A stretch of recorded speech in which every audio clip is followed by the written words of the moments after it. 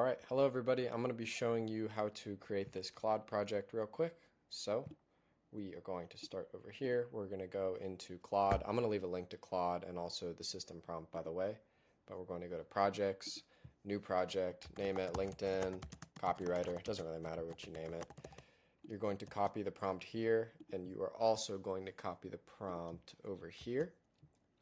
And I'm going to be making future versions of this LinkedIn Copywriter with specific examples, but I didn't want to have you guys upload every single example I used. So I'm training this copywriter just on the frameworks that you're seeing here, and then you can go in and use it. That's all super simple. You're going to copy the prompt here, come into your project, and then you can use it.